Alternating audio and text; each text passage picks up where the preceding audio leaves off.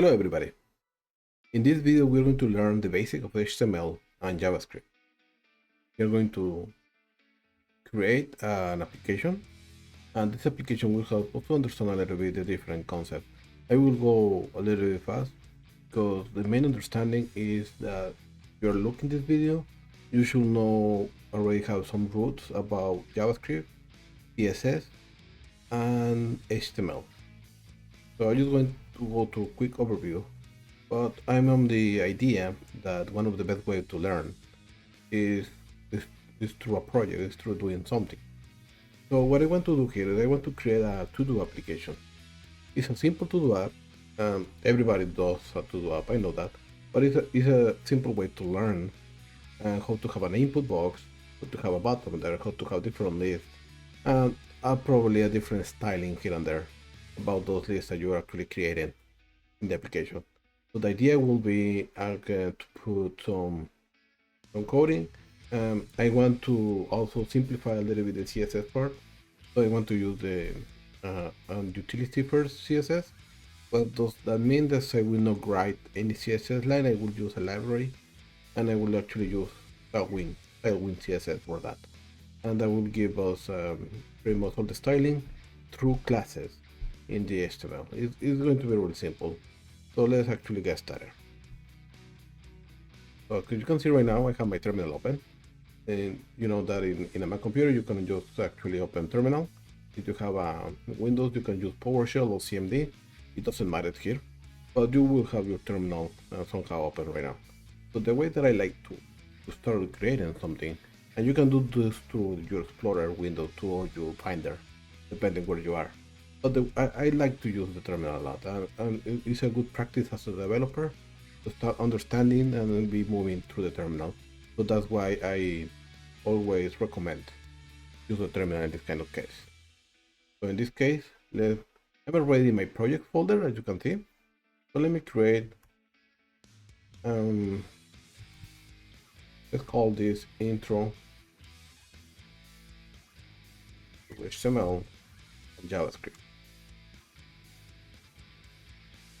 I go now inside that folder, and because we already have Visual Studio Code installed here, we can just do code that, and that will open Visual Studio Code in this particular folder. As we did in the previous video, we already have this environment there. I don't know if I don't remember if we went to install some libraries or some extensions in Visual Studio. I would recommend before we proceed. We can see right now that we have our folder open. We need to go to the marketplace and to install an extension. It's going to be right here, and we need to install live server. So I already have installed it in this environment. So what you need to do is just type live server in the search bar. It will be right there. By read weekday, we have bunch of downloads there. There are several ones, right?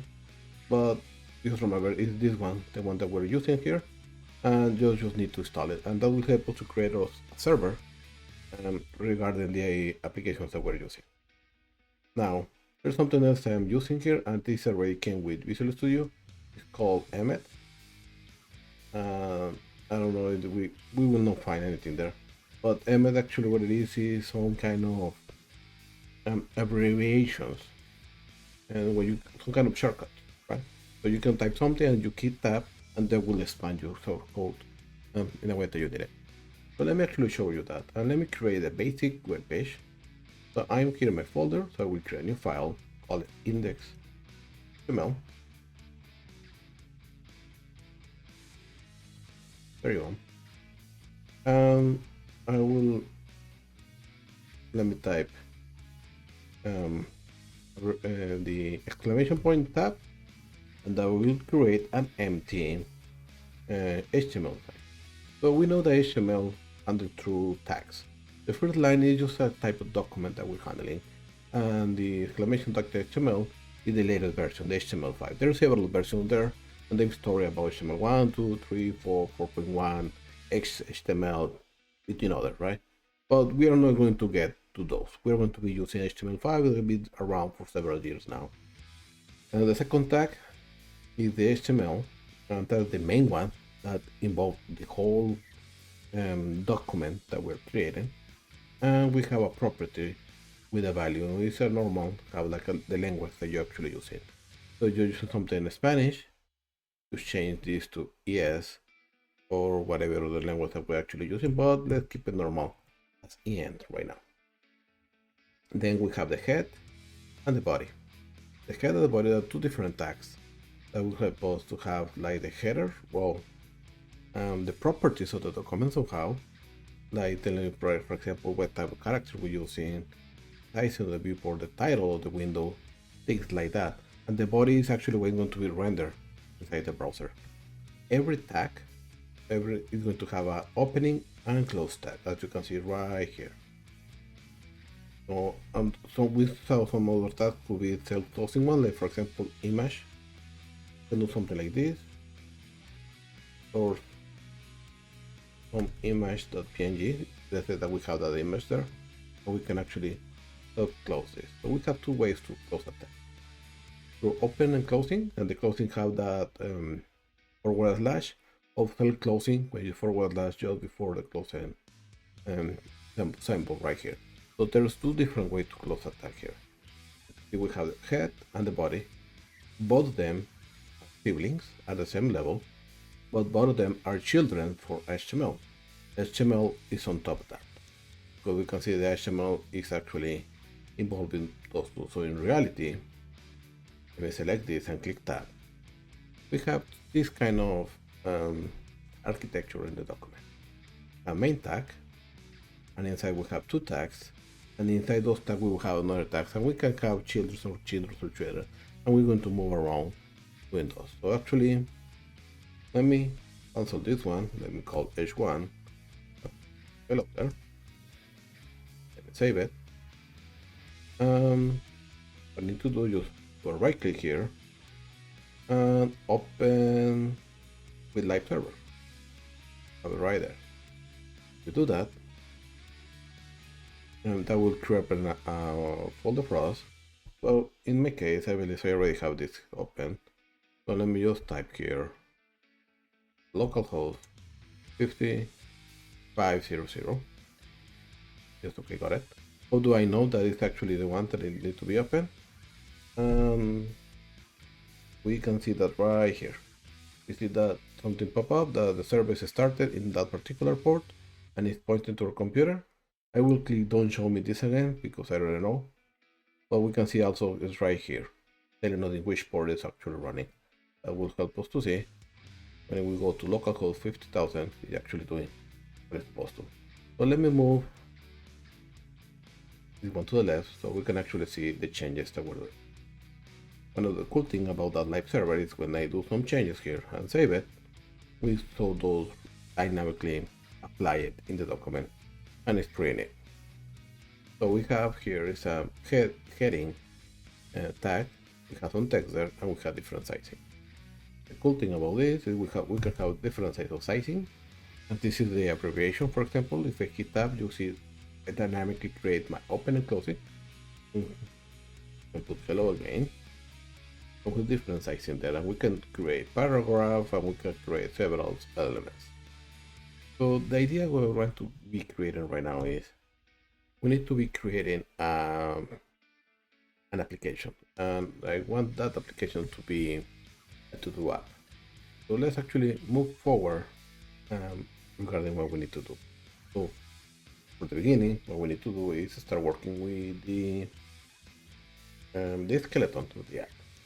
So let me move myself to the other side and let's start creating the skeleton of this app. Before I proceed, I can see that because of the sizing, you need to move. I need to scroll that much. So let me, just in my case, let me just do wrap. I believe, let me put this to on and font size. Probably let me do this to 20, maybe. Okay, that will help on a little bit. And when I have a big line, it's going to be just wrapped to be able to show it in the screen. Okay. So what I need to here is we need to create a to-do app.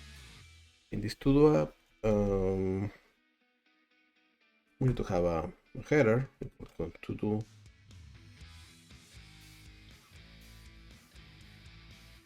to-do app, something as simple as that. I will install another editor. This is a code formatter to actually help you to maintain things pretty. Let me just install it, and that will, in theory, help me, or not. I need to put here look my computer.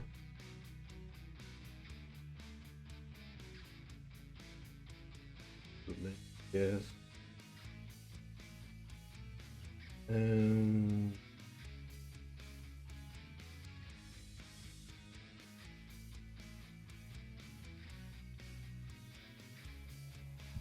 Save, sorry for this. Okay, format on save, I will say yes. And that will, when I save this, here in, you need to be fixed. It doesn't do it.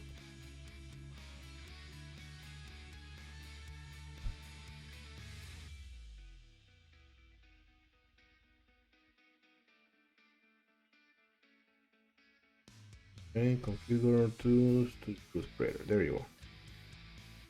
That means when I do something like this and I save it, it's actually do the indentation that I need. Sorry, that took me a while. But in your case, doesn't matter that much. I wanted to have it here because it's going to be better to explain the different sections. So in the body, we have a main title there. Perfect. We need to have an input box. And this input is going to be a text type. Let me save this. And this input, as you can see, have a self-closing. We can use the placeholder properties. Is what I need to do. Right? And we need to have a button. This button is going to be a simple button in the app. That's going to be there. Perfect. And because we have in order to be consistent, let's actually create a form. And in this form, let me check my notes how I actually did it. Without actions, I don't need to have an action here. I will put these two elements inside the form. This is just to wrap everything there. Cool. Let's call this form an ID, and let's call it add form. Just a way to reference later and go back to here. Okay, after the form, we need to have two separate lists. So we need to have and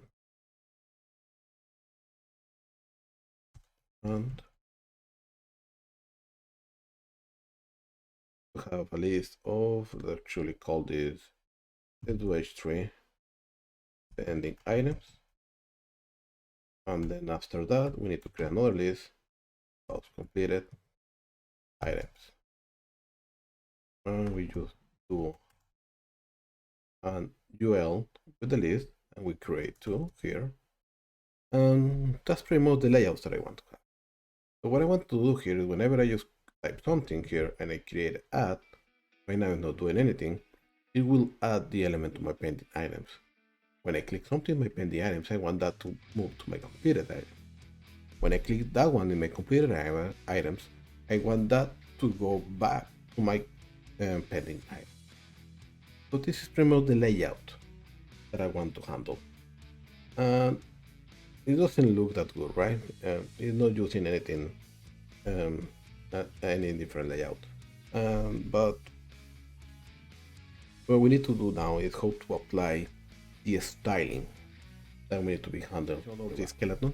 What we need to do is doing the layout of how it's going to be looking, and I want to use Tailwind for that. As you can see, I have it open right here in my browser, and the best example that we can actually see what Tailwind does is this particular area. So let me remove myself there, and you will see that what is happening when you change the different classes, different elements. is to call a utility first that will apply specific CSS elements to that part of your HTML. So you can actually see that it's going to be moving forward. So let me refresh the page. You can see a simple skeleton and just those rounded there, how change the screen, how change the margins.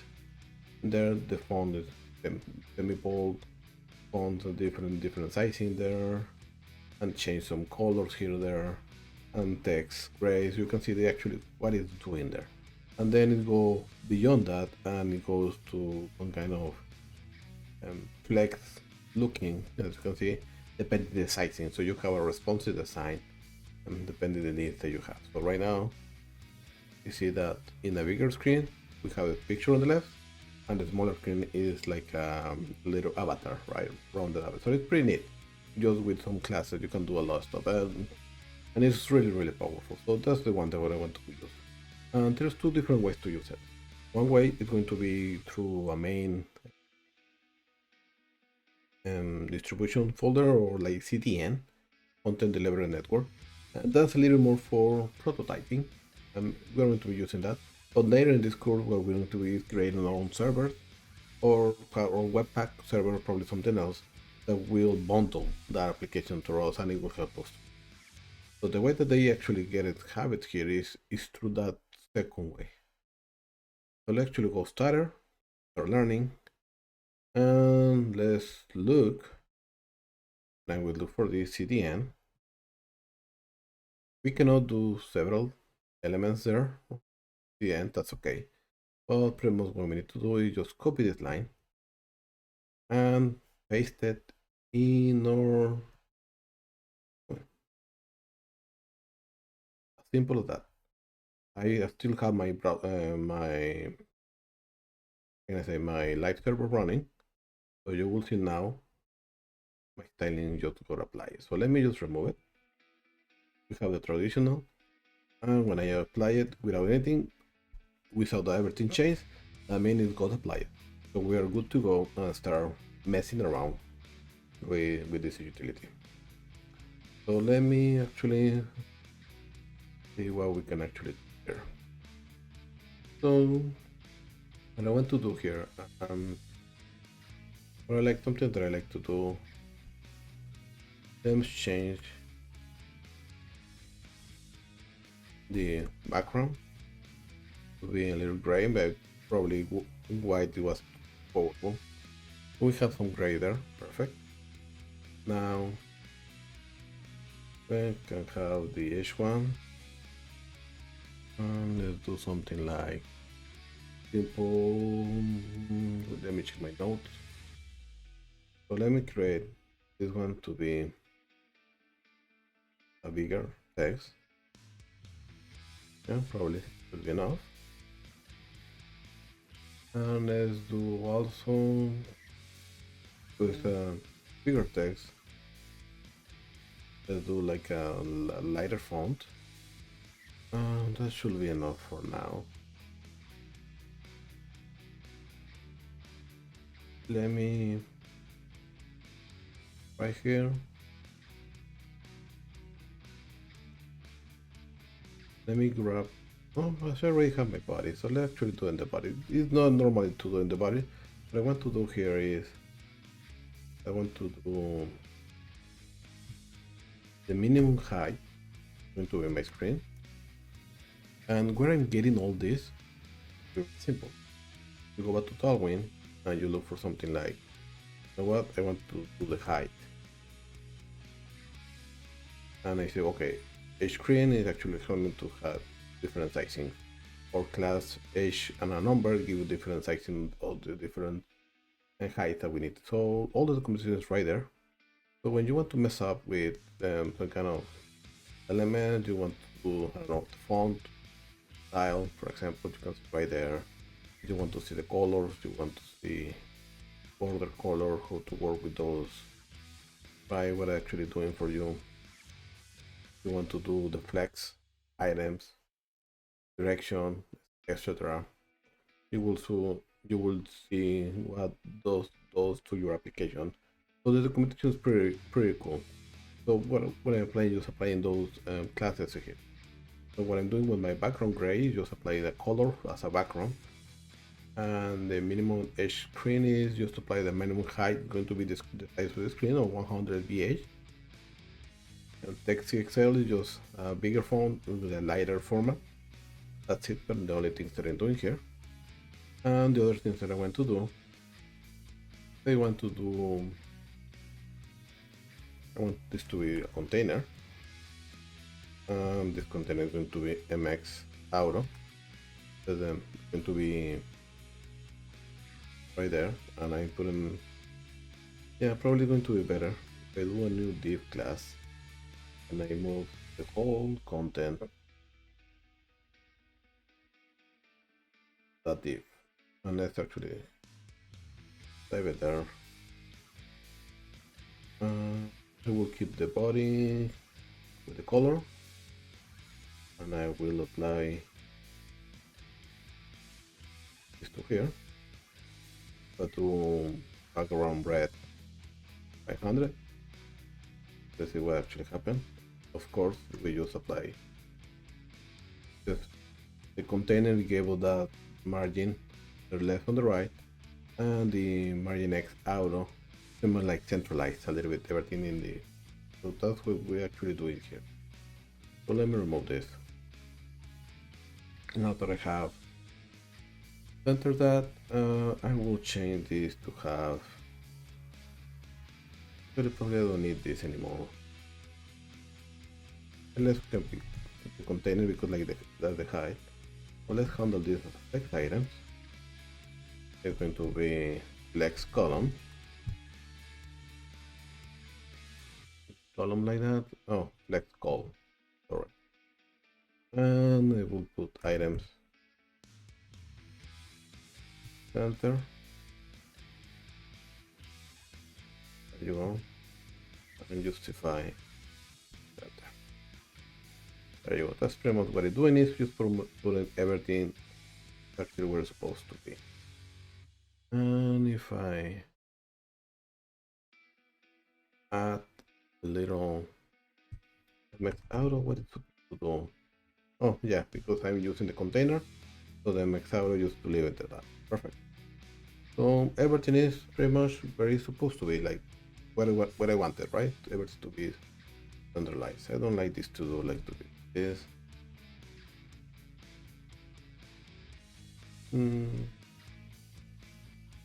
Let's change it to my list. I don't know. You can change the name to whatever you want, right? So this is just the content of this particular class. Okay, I have the form. Go to the form what I want to do, or actually to the H1. I want to add some margin in the white element. Be of 4.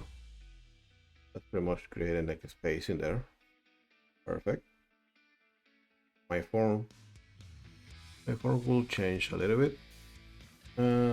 Just put it this to use the full width.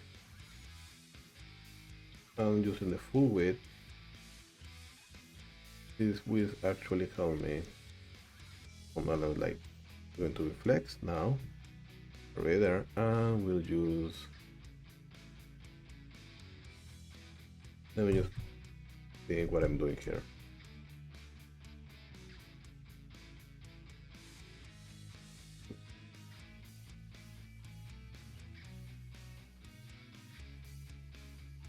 Let me grab good practice to grab elements inside this, depending the case that you need it. We could have my last title to have like a name, and this one is going to be my form inside. Let's do this too.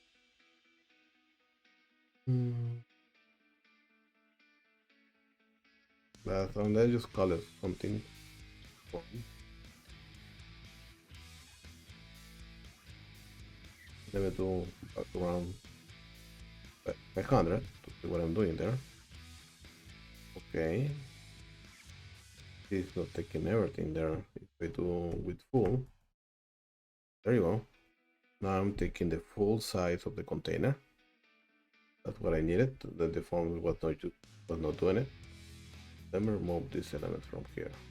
Oh, I was using the ID. That was it.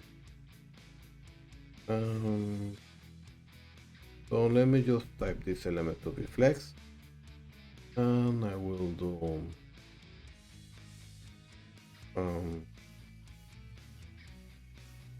first one. Let's change this to be text row. So that's the one that actually taking the whole space, right? And the other one just taking the space that I needed.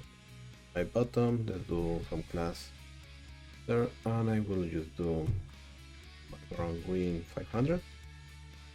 Perfect. I believe I can remove this with red from here. The button is going to be 500. I want to button to have text white.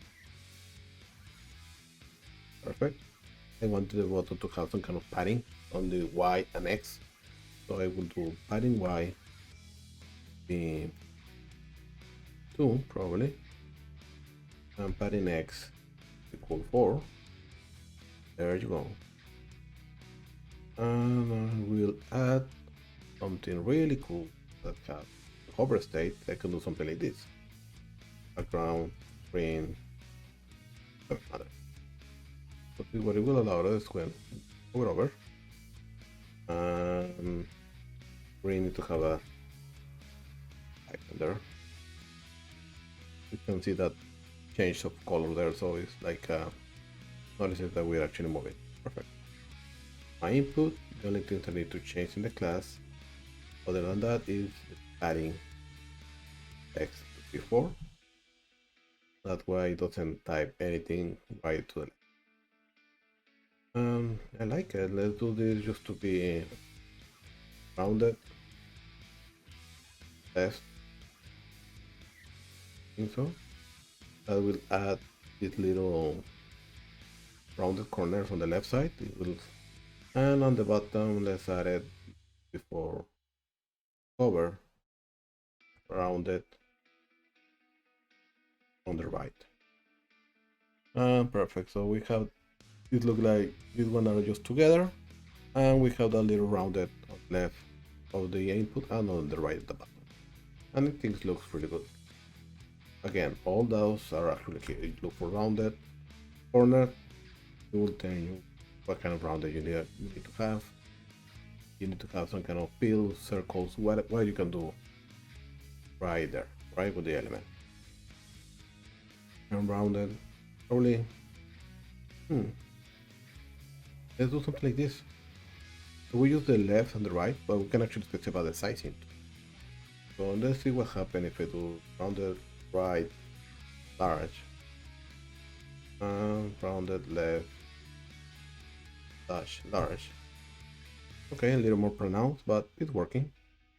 Perfect. And my whole form will have a padding or a margin of 8.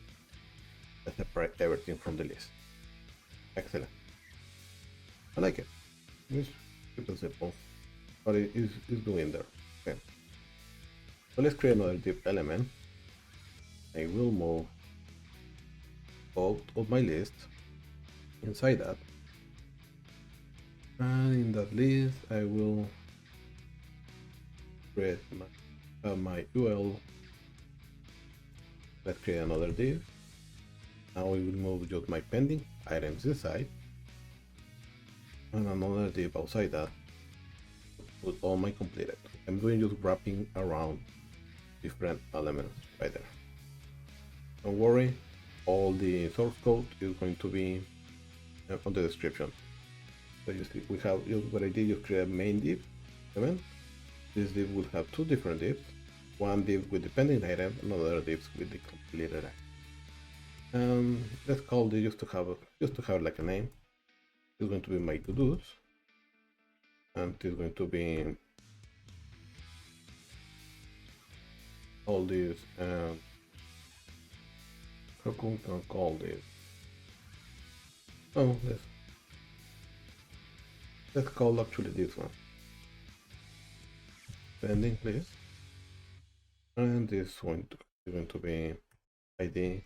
Okay, completed. Just to put some name there so we can actually reference those. So what we can do here in this naming convention is just in the main ID, let me just add some class, so it will grab all of the list, and let's do again with full. I want to be the whole size. Probably can do container mx auto, so that will be oh, it didn't work. Container mx auto. No, it didn't. So let's do what we're doing before. Okay, so that will take the whole sizing the way that I need it. If I do something like this, perfect. Probably going to be better. Let me do what I'm embarking right there. I'm doing my width is going to be half of the space available. You can actually do something like 2/3, maybe. So you can choose different sizing. Again, all that is going to be right here. So you want to handle the width, something, all the different classes of width that we can actually apply. I have some variables there, like constants or fraction. And this is pretty much what I did right now. Okay, and when I do the background red, it's just because I like to see what I'm actually applying to that particular area. So because here we have two different lists, I will do that the space J of those two is going to be, I don't know, 4 probably. I will separate all this a little bit, create this two. There you go, just to have like a little more space in there. And let's do margin J be for a little bigger. There you go. Maybe something like that, right? And let's see my pending items. Let's do, and because actually I want to have this to both, let's apply the same class to both. What I did here is just applying, I'm just typing the same thing twice. You can type it, it doesn't matter, it's just a shortcut with my command key. I don't know the shortcut for Windows machine, but in the Windows with the command key, you can actually, sorry, with my option key, you can select this and select this. Like I have two different cursors that can type the same. It's really handy when you need to have the same text in different places. So in this, what I'm going to do, just going to be text a little bit bigger. XXL, okay, that works. Let's do X screen 500. No, 800. Maybe something like that, and let's change this to red. So my pending items are green, my complete items going to be red. Okay, I like it. In my both of the list, I want to have class equal space J4. So that means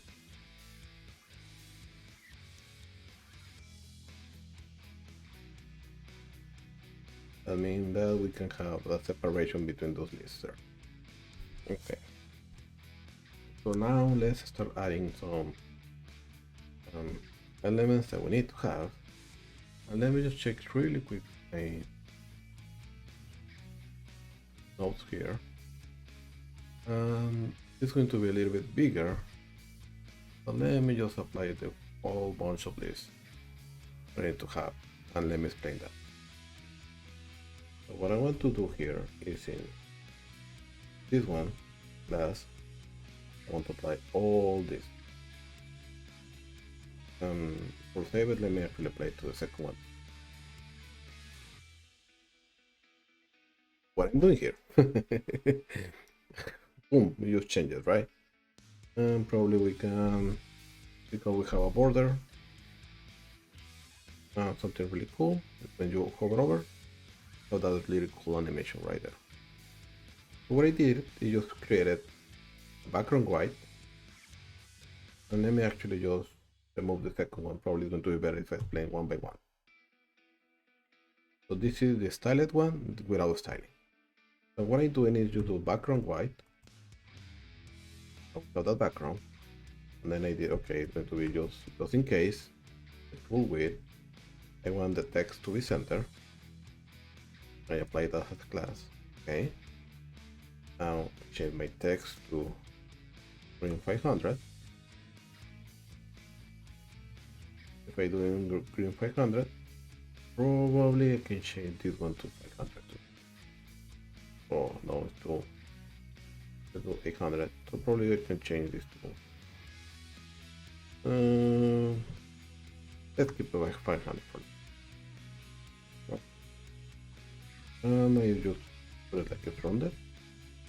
Have that little round on the left on the side, and then the padding on the Y before. That's pretty much the sizing. And what I did is I added a border, size 2, and that border by default is gray. Probably you cannot see it because I have this gray across here, but let me remove this gray. That border is right there, right? Turn it. So now that I have that border, apply is all of that particular border. And that's it, right? Now we have the main. Now for the hover section. So what I did with the hover is pretty much hover, change the background 500 from what happened there. What I do with the hover is changing the text, only one hover, changing the text to white, so we can actually read what is the content. So you can see, because this list elements, sorry, and just to use the cursor as a pointer. So we'll see that we have some kind of action to be applied there. And probably this should be enough to apply it. I went a little bit ahead, and what I did is just I added a transition with a transform and duration. Let me just put those at the end. We can put it at the end, doesn't matter. And you see that's fading, right? And the only thing that I did is when I hover over, I scale it to be a little bit bigger. So I think here scale it 110%. So we see that sizing. And just to be crazy, we just rotate it one element to the right and rotate, and that's pretty much what it doing here. And if we go to rotate,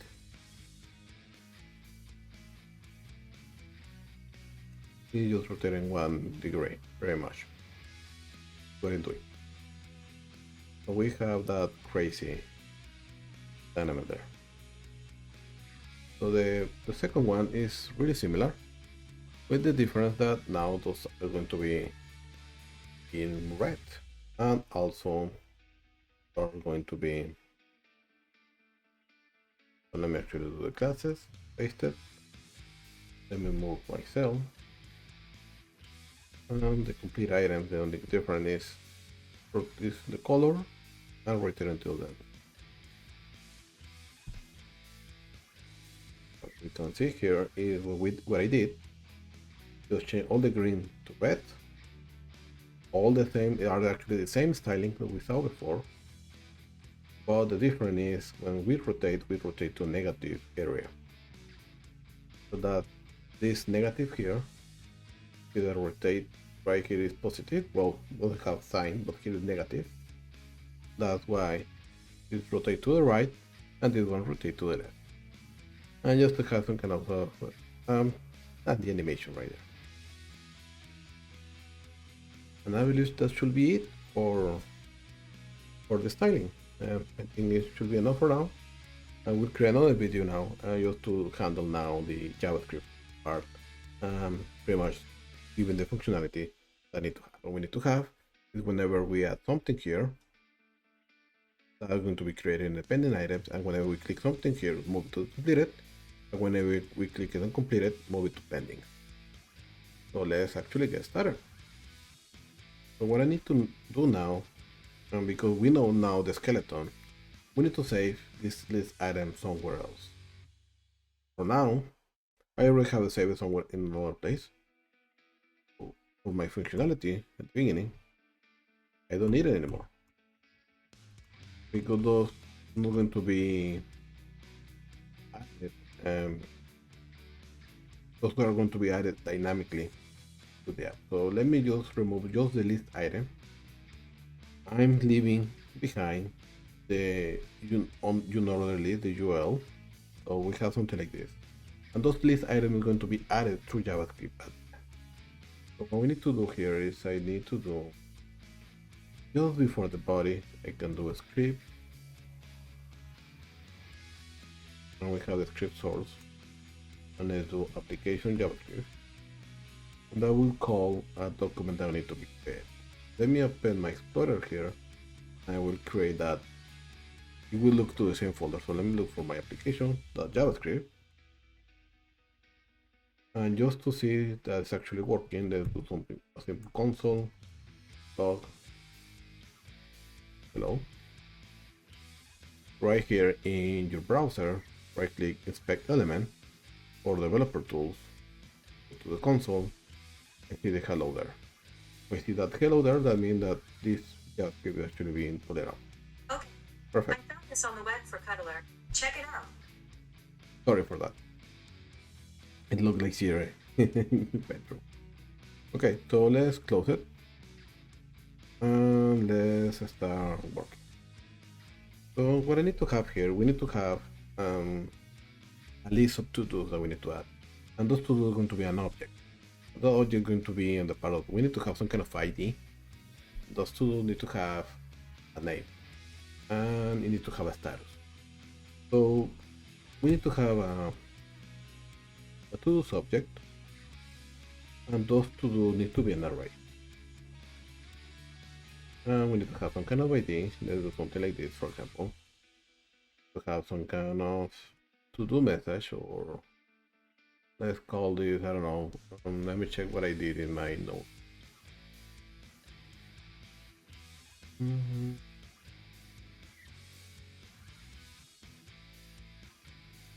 I call it actually just to do. Probably not going to be the best. Let's do some kind of text.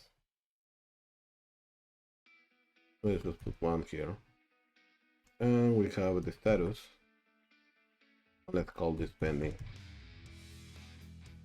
Oh, sorry for that. This one. It will be. What I'm doing. There you go. I'll never remove this. Then I need to create a second one. And the second one is going to be really similar. Or need to go through a comma. And this one to be 1, going to be 2, and let's let that is done. Let me just do format document. Let me just configure to format through operator. There you go. What I have here is a list of JavaScript elements. An array, as you can see, to start with a square bracket. And those have different objects. Those objects have different properties. We have the ID, text, and status property. And the first element is a 0, 1, text, and pending as status. And the second one is 1, 2, done as the status. What we need to do is we need to grab this information and we need to push it where it's supposed to be. So let's actually do that. But before we actually create it, we have a pending list item and we have a completed list.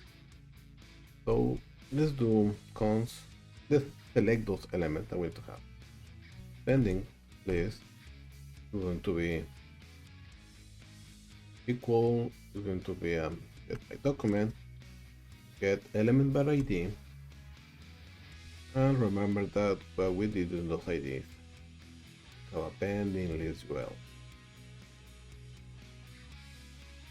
Then will happen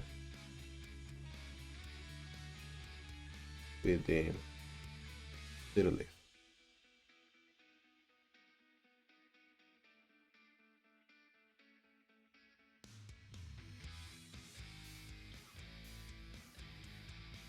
And then what I'm doing here.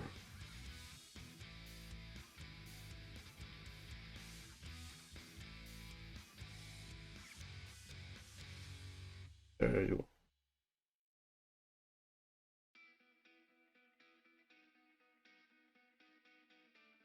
Okay, let me do something extra.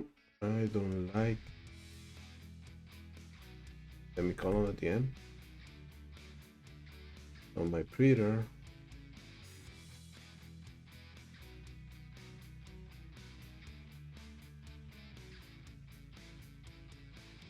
was my printer there. Sorry.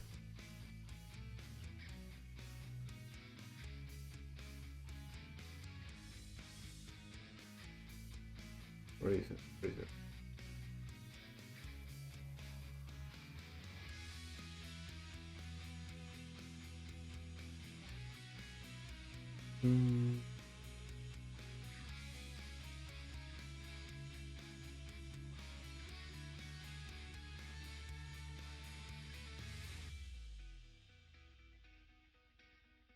Sorry for that. Check.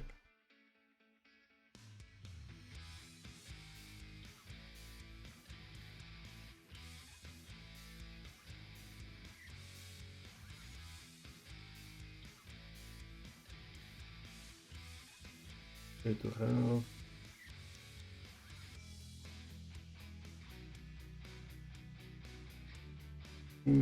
sorry for this taking longer. Oh, I don't know exactly what it said. I need to look for that later.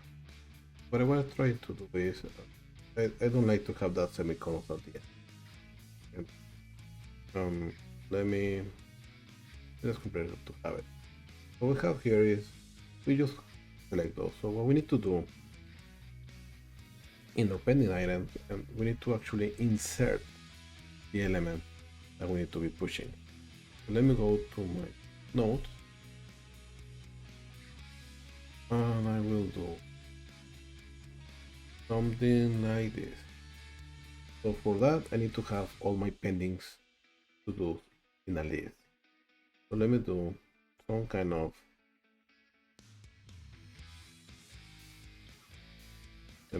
const pending to-dos is going to be equal to my to-dos. I need to filter those.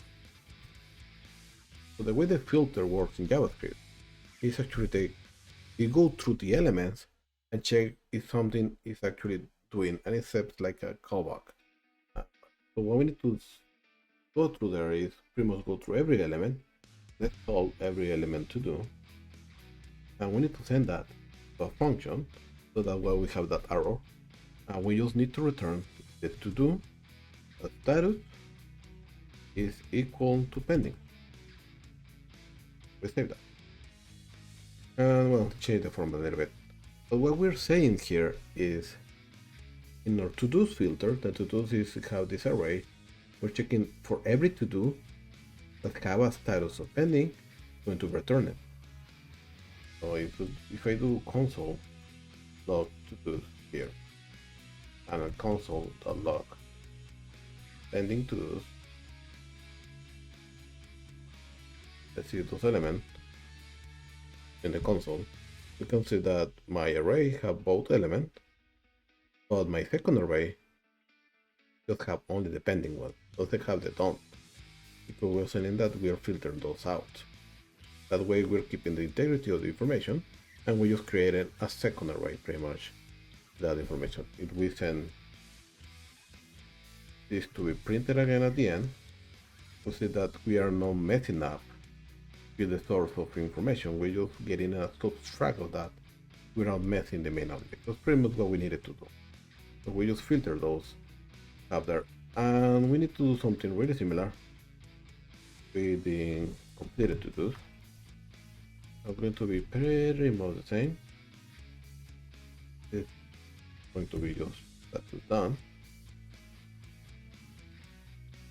So see that is this one, just the done one, and the one before, just the pending one. But the main to-dos actually have all of them there. So perfect, it's doing what it's supposed to. So we're able to pinpoint now our list. We're able to get our to-dos. Now we need to insert those. So let's bring some kind of order. Let's put this put this right here, and let's put this together. So I have my pending list, I have my pending to-dos. Now I need to go through every to-do, this one, very much. I will map it. You can do it for each, so it doesn't matter what you need to do. Let's do for every element that we have in this list of to-dos. We need to read pretty much now every to-do that we have here, and we need to do something about it, and that something is going to be this little function. So we need to create a list item. Remember that. So const pending item is going to be document create element,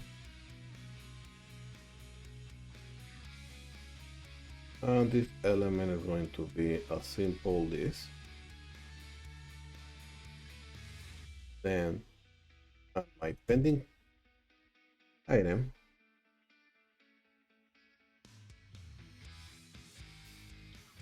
and I call this pending item. My inner text or the content, the text of my item, is actually going to be my to do the text. What we have here, we are looking through those, and then this to do the text. What we need to do is this pending item, we need to attach it to our pending list. We need to do pending list, very much, and we need to do append child, and we need to append the newly created pending item.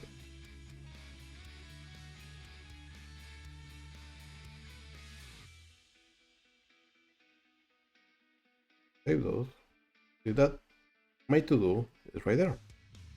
If I change this to pending, or need to be typos, all of them are injected where it's supposed to. And this happens because it gets refreshed every time. That's why it happens right now. So let's actually put this as done.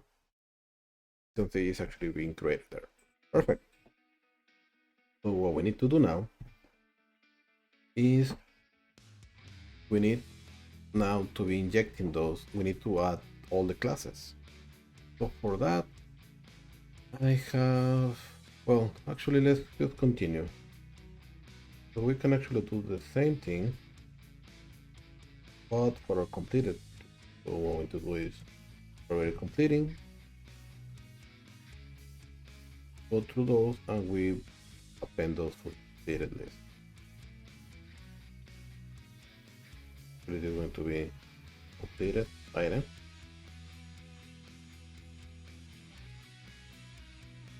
My completed list. Need to select complete item, very much. So 1 is pending, is inserted here. 2 is done, it's inserted right here. So it's inserting where it's supposed to. What I need to be doing now is we need to have, let me just do those right here. Sorry, I just lose my mouse. So I have my pending class and my completed class. Only we can do classes. This is pretty much all the text that we know that we need to put in there. I already have it saved somewhere. So the only things that we need to do here is just before adding the inner text, I will do my pending item.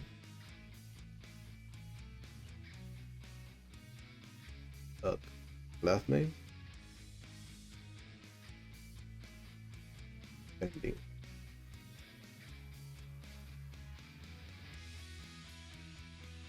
Last name is going to be my pending classes. Here, before adding the text, it's going to be my completed item.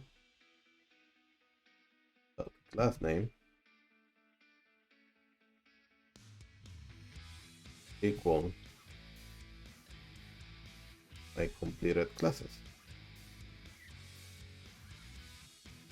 Now we have those being pointing right there. Perfect. We have the main functionality here. This actually is going to be pending. It's going to be inserted right here. Perfect. If this one is done and this one is done, start below and have the correct classes. And we have the correct animation. Perfect. Now that we have that, now we can get rid pretty much of content. Because again, we're going to do statically and we need to be adding those every time that we add a to-do item from here. So for those, it's going to be really simple. We need to have form. We need to call those form to be working for us. So let's call my add form going to be document get element .id right here, and remember add form is the way that we call it. Verify that. Yes, so we select the form, and now that we have that form there, and let me just check.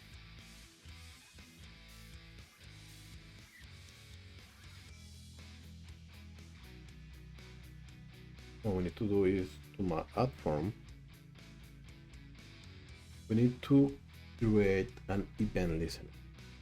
The event listener is going to be pretty much looking when something happened in this form, and we need to tell that when this form gets submitted,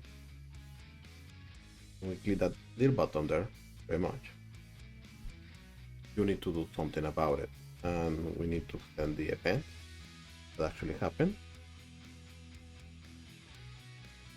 and we need to do something about that event. What we need to do is, of course, my event prevent default. It's going to be the first thing that we need to do. Let me just comment this out. Why? If I click this, you see that little refresh? Because we're handling JavaScript and we're not saving this in a database, that will pretty much reset the application. We don't need that. So the first thing that we need to do is prevent the default behavior. So now we will click it. You see it doesn't get refreshed anymore. What we needed. So we need to prevent that. Now we need to select the content here. So we select the content. So we need to have an ID.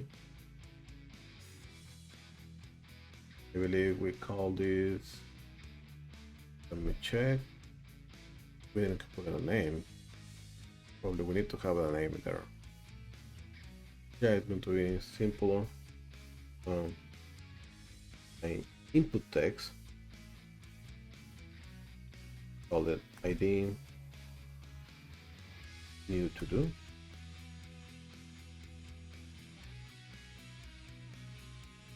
So what we need to do is, we need to select it, of course.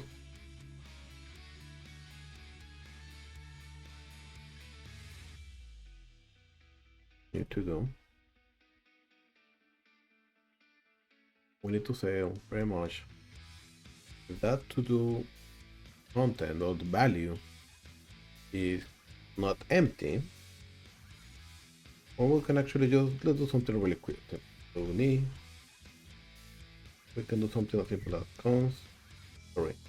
to do that push, and we need to push an element that adding something there.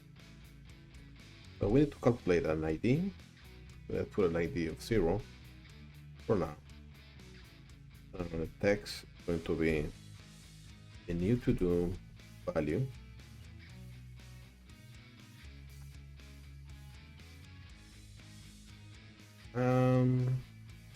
We need to do the status. It should be pending. Okay. Let's keep it like that.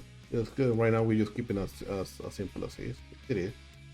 So if we do hello, nothing happened.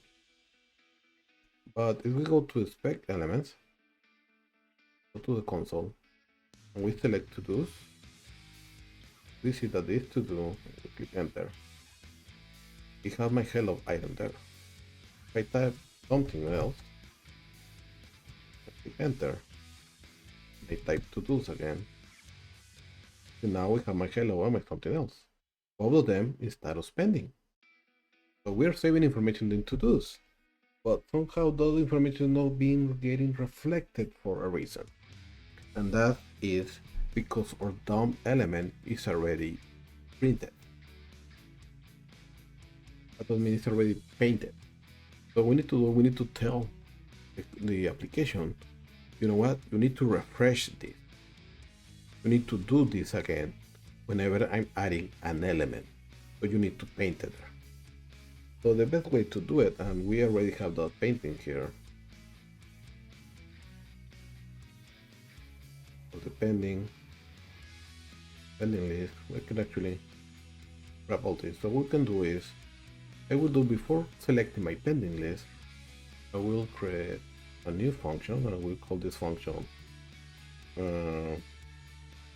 go to do's, and it's not accepting anything. I just doing is and I will pretty much copy all these elements from there, from here, in those inside my function. I'm wrapping all that in a function.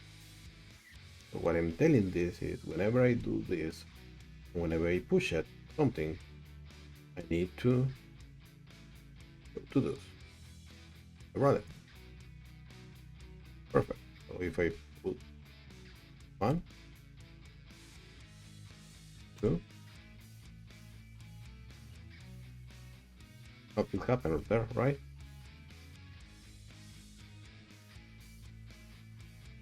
So it's getting printed and I getting pushed. So we found an error now. So if we look our list of to-dos, we have an array of 3 elements, but we have most elements printed. Why? Because we are just appending items. We are not clearing the element.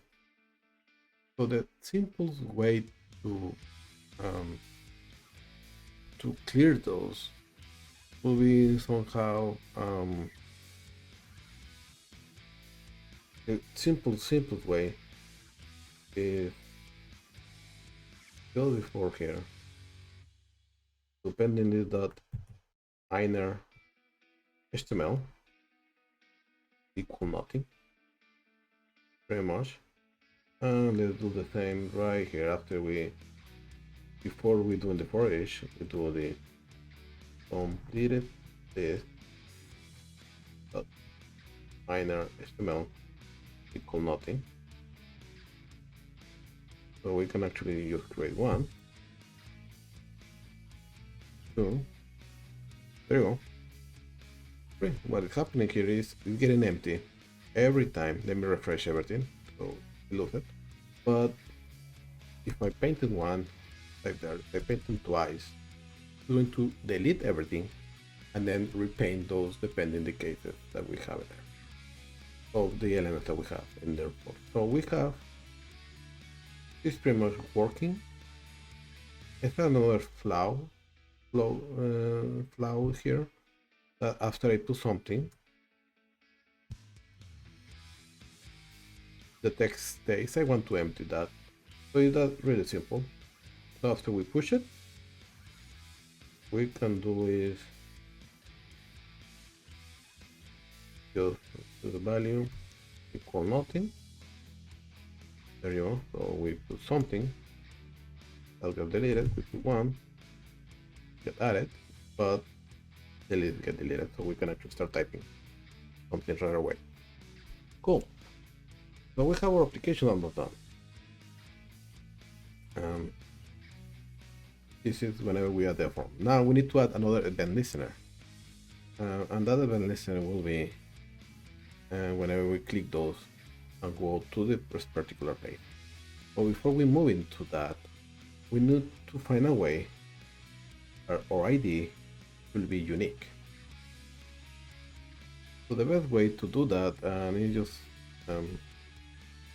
because we need to be able to tag it by ID. So this is going to look a little bit crazy, probably. Don't worry, it's not. But this is just a simple function that is going to the taking the mathematical of a random number, multiply by, I don't know, 1,000, 100,000, and then this is going to be a decimal number, so it's going to be the floor. So remove the decimal section and then convert it to string. So we're having an ID as a string, we save it as an ID. Pretty much what we're doing. Save it and we do just go 1, 2, and in our console we just create those. We open those. We can see that we have just random numbers as an ID. This is what I want, right?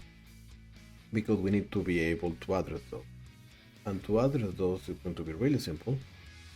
It's going to be right here at our pending item.id equal to .id, and we can do something like click here, completed item.id equal to .id. That way, we do what to do.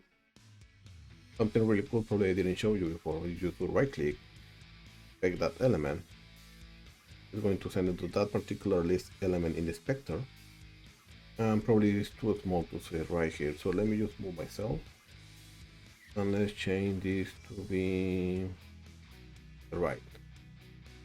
We have the list element, but I don't know if you can see it, it's a little bit small. We have this list element with a bunch of classes that we just created. The content, we open it. I don't know why it's doing this freaking there. I don't like it. Yeah. Okay, that's really weird.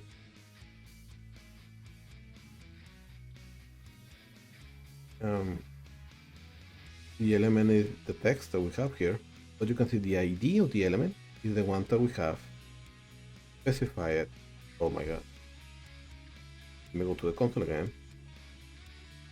This going to be that particular number. We have the number right here, 59 to 14.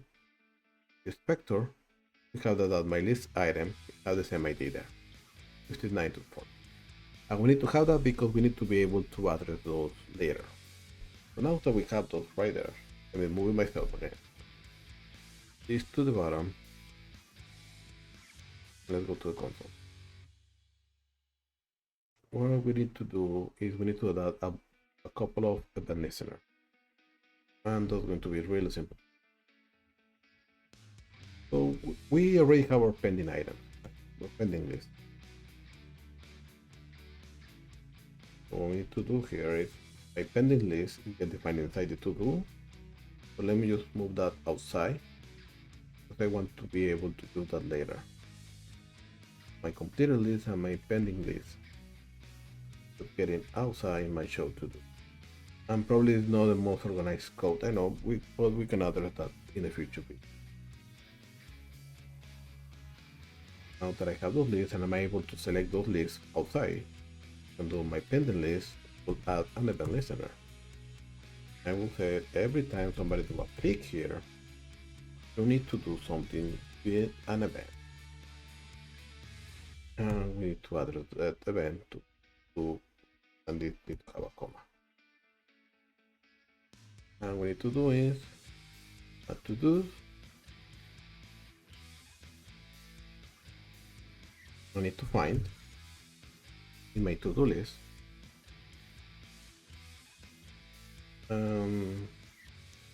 if I have a particular to do. So because I'm inside the list, I'm able to pick up every to do I on the list is my to do.id, pretty much exactly the same as my event.target.id. That's pretty much the list element that I'm clicking. So if in my to-dos database, my to-do ID is the same as the list item ID, so those actually match. In doing okay, it's fine, perfect. What I need to do is the status of this element is going to be done. That's crazy, right? Let me just put one here. Let me just select my to-dos. Let me to do right there. That is pending. If I click it, nothing happened. But I my to do again. But you will see that my status of that to do now is done. So just click it. You say find me that to do with the same ID, and I ask them, you know what? The status is going to be done now. Okay, it looks like event is going to be replicated in the future. Don't worry about that. Oh wait, and I was able to see the event actually. That was pretty cool, but this need to send it through. Perfect. But something happened now.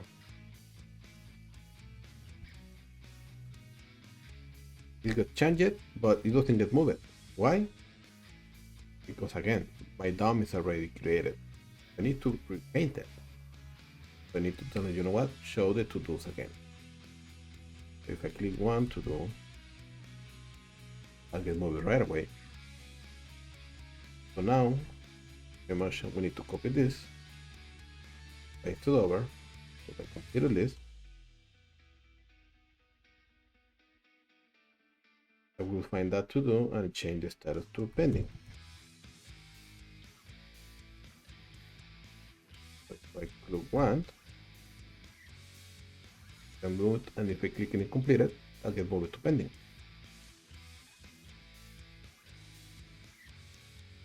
Now it's working the way that it's supposed to. How cool is this? So you can see, let me just remove it, everything. 1, 2, and if I click one of those, it'll get moved where it's supposed to. So the idea here is to be able how to mimic how to do an application inside JavaScript. And we're able to have the interaction that we needed, adding some basic functions, added a couple of event listeners, and recreating something. And I did it like that on purpose. I know it's not the best code. I know that we repeat ourselves. And probably what we need to do in the next video is we need to optimize this in order to how to have a better JavaScript there.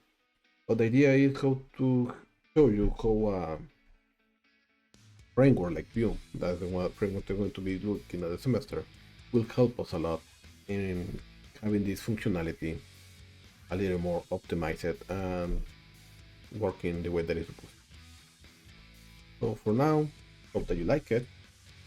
Any question, any doubt, don't hesitate to reach me. Happy coding, everybody.